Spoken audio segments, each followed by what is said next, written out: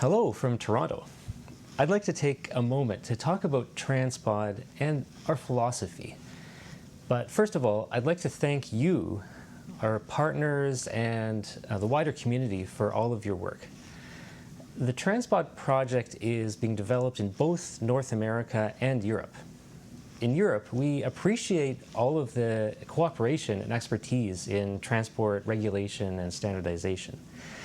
As we're developing our technology internationally, we have to bring together a diverse set of approaches in engineering, in city building, in finance, and really how we design our system. Let's take a look. Here we see a small model of the full-scale vehicle we're designing, and the full vehicle is called a flux jet. A TransPod line is a high-speed transportation system with FluxJet vehicles and some specialized infrastructure. There are some key features. So a plasma-based power transfer system to transmit power at high speed to the vehicle. Also a flight control system and a few other key features. There are also some, you could say, more common concepts. So magnetic levitation and linear motors to propel the vehicle forward at high speed. But basically, we're designing a green, high-speed, electrically powered transportation system. But right now, I'd like to talk about philosophical principles of design. So here are 3 principles of philosophy of design that we use at TransPod designing our system. And so this is a bit unique to the TransPod system. The first one is holistic design, a convergence of disciplines. So we can say what that is not. So what that is not is, for example, if we had a group of people over here doing some engineering design, then separately, we have a different group of people doing some business analysis over here. And then let's imagine we have a third group of people that pay no attention to those 2 things, and they go over here and consider the passenger experience. So with holistic design, we don't have that. We actually bear in mind all of those different disciplines simultaneously in our minds when we come up with the core concepts, the core conceptual definition of a design. Then once we're done that, we get to the second philosophical principle, which is designing from the ground up using key fundamentals, first principles. So first principles can be physics and mathematics. So unlike when one says something usually works this way, what we do with first principles is we might write out some equations, or we might consider really the fundamentals of how something works, and then we can derive what is an optimum solution. So once we've done that, then we have the third philosophical principle, which is hierarchical design. So designing from the top down with a very systematic approach. And this is what's used in the aerospace sector and in the railway industry. So this is after we have finished with the first principles and we've defined a core concept. Then we need to step back and we look at some core requirements that we specify at a very high level, and other things follow from there. So you could ask, well, what is the top hierarchical need that we define? And so we try to keep it simple. We focus on the user needs, and we focus on regulation and safety, for example. And so starting from those top items, then all the other requirements for the system design logically follows from there. And so those are very systematic processes.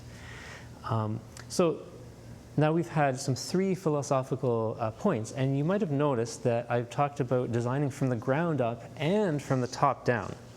So this could be compared to neuroscience when they study the brain.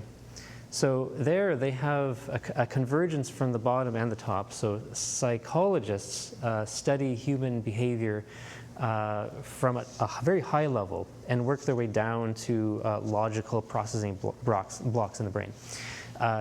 Whereas neurologists start from the cellular level and work their way up to emergent phenomena. Now, what we're designing is not nearly as complex as the human brain, but it still is quite complex. So it's critical that we follow a very systematic, rigorous approach to engineering and to design of an entire system. So what we've covered overall is those three principles, so holistic design, first principles, and hierarchical design. So those three elements are key, certainly, to TransPod. I'd like to just conclude by thinking about what are the consequences of those philosophies when we talk about different designs and we talk about standardization. And so, of course, standardization, making things more uniform, is very important. And so we just have to be careful not to rip out the heart of those philosophies and tearing out the heart of sometimes what might be very specialized designs, very unique designs that have very specific reasons they're the way they are.